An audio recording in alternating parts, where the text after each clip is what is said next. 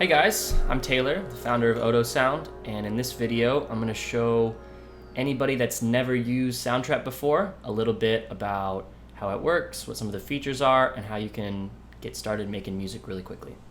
Here we go. Okay, so once you have created a Soundtrap account, you should be taken to a page something like this. It won't look exactly like this, obviously. You won't have this silly looking face and this background here, but you should have something like this. So let's just run through a couple of the different parts of this page and how to edit them. So you can go right here to edit, click edit, and it'll take you here. You can put in your name, what you like to do, the instruments that you play, which is really cool. So then other people can see what instruments you play, and maybe they have a song where they want a drummer to record on it, or someone that can play piano, so they might contact you based on this. So put in the instruments that you play, where you're from, all that stuff. You can go over here to picture, change your profile picture. You can change your background image. That's the kind of like the banner image. There's some cool ones right here that you can just use right off the bat without having to go search. And let's go back to the profile. So if you go up here to the top, click on your name, it'll take you back to this part. So you can see your projects. Obviously you probably don't have any projects, but I have quite a few going through here. So this shows me invites. So A.T. Danhauser, that's a student, and he's invited me to be a part of his song. So I could click accept, and then that would take me to that project and we could work on it together. Same with these, Brecken, Bacon Ninja sent me a thing, and I've got more and more and more and more. So this will be more important later on when you actually have some projects, but for now let's move on. And I've got my public profile, so this is obviously what other people can see. So I've gone in with these songs and said, let's make this song public. I like how it sounds enough for everyone to hear it, and that's why it's on my public profile. These songs are things that were actually made by Trinity, one of my students, and she's awesome, so check those out. And then you can also do this say it loud thing, which is basically telling people what instruments you play, what music you like, what you're trying to do with Soundtrap. So I would definitely recommend putting something in your say it loud to show everybody what you're all about. All right, so let's jump into Soundtrap and actually make something. So I'm gonna click on Studio up here at the top. And for now, let's do this. Let's all click on the same thing. I wanna show you this. So we're gonna click on Trip Hop. It's gonna load up, and now we've got this trip hop song. So I'll play it for you real quick.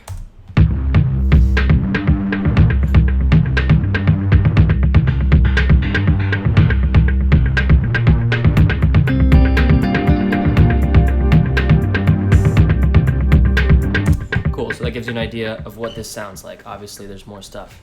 So let's just go through some of the really, really basic stuff so that you can get up and running. And I purposely had you pick this trip hop template so that you could hear stuff and learn some of the controls without actually having to compose all at the same time. So I'm gonna click enter twice, and that's gonna take me back to the beginning. See this purple pinkish thing right there? That's what I care about. That's if I hit enter twice, it goes back to the beginning. So now if I hit spacebar, I'll start over playing again. And now watch this. If I click on these headphones, that's gonna solo this track, this dirty delay drums track. That's a solo now, so you're obviously only hearing that. Then if I unclick the headphones, or if I click the headphones again, it's back to being everything. I could solo a different track, that's the hi-hat. I could solo this little synthesizer thing along with the hi-hat. I could take off the hi-hat. I could add the bass in there. I could unsolo the synthesizer, so on and so on. So that's how that button works. If I want to do kind of the opposite of that, I can click this little button right here. So I'm going to just keep playing from where I left off. So I'm going to hit spacebar again. And then if I click this track right here, it's going to be this button that turns off the drums. That's a mute button. So I can mute, certain things. I'm like, I don't know how that sounds. I don't like that. I'm going to mute it. That's what that button does. And then what if you're like me and you like drums a lot and the drums aren't loud enough? Well, that's what this volume knob is for. See this right here? I click on it, and then while I'm holding my mouse down, I move it up or down.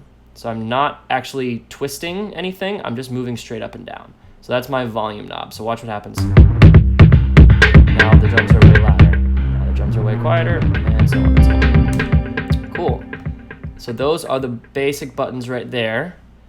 If you want to tweak the sound a little bit more, you can click on the little icon, which will bring up this bottom thing, and it'll show you the drum. So check this out.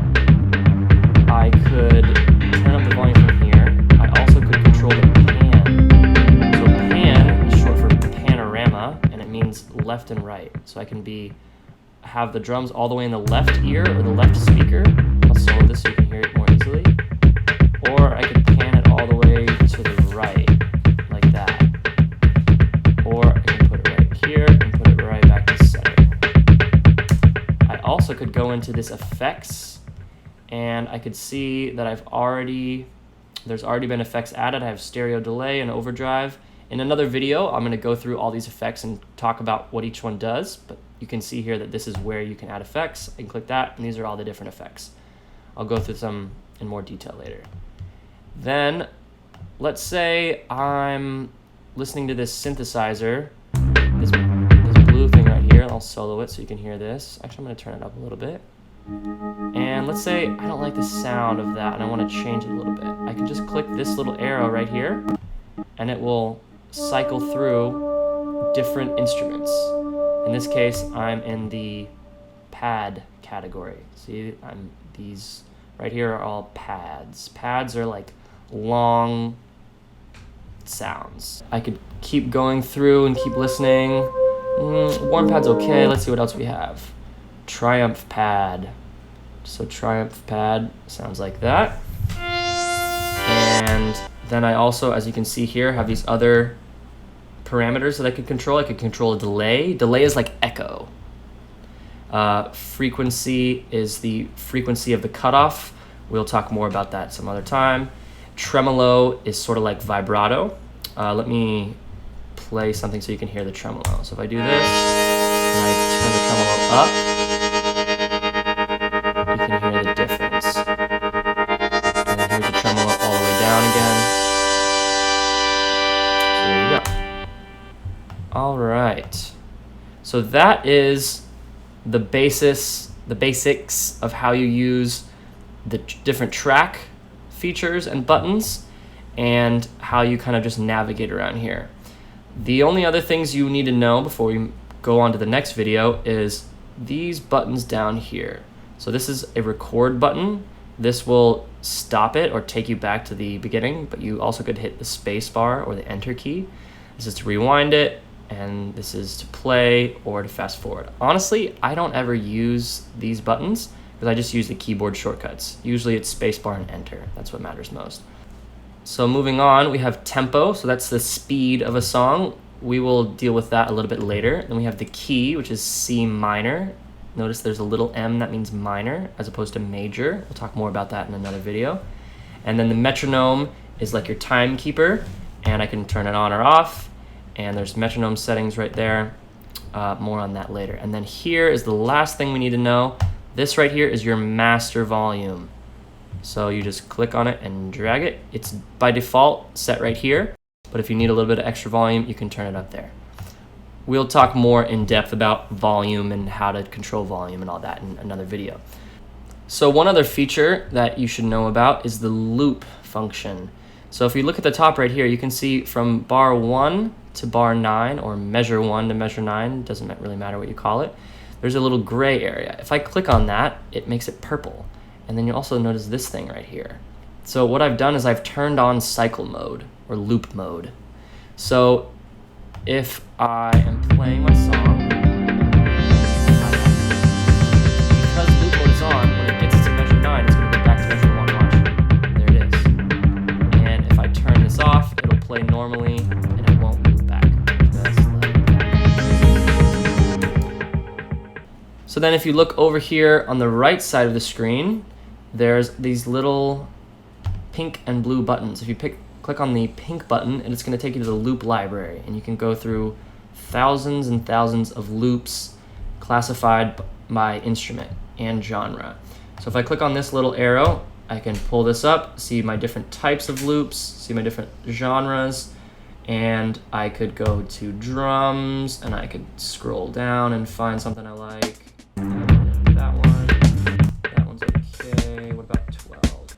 So I could say, okay, cool, I like 12, and I click on 12, I drag it into a new track. Probably gonna put it at measure 9, that's what would make sense. And then Soundtrap will automatically loop it out for me. You can see on my mouse now, if I click on the end of this, it's got like a little loopy arrow thing. That allows me to have it repeat without having to duplicate it. I can just click on the end of it and drag it out as many times as I want. Then over here is the coolest button in the entire universe, collaborators. So it's this blue button right here. This allows me to have other people in this same exact project. So I could do invite user, click on that. It will save it so that the other person is ready for it. And then I could go through here and find somebody. I think I'll click Sam. Oh, there's Sam's account. Everyone go check out Sam's, he's really good. And I could click invite. I'm not gonna invite him because he already has this template, but I could click invite, and then he would be able to join, and then he would show up in here. I'm gonna make another video on the collaboration features and how to use that, but that's where it is. All right, so hopefully you have learned the basics of how to navigate around Soundtrap, and you should be ready to start playing around with it. So I would definitely recommend everybody go into Soundtrap right now if you're not already there, and start playing around, learning how all these buttons work and what knobs do and how to do this and that, and then check back for some more videos to learn more.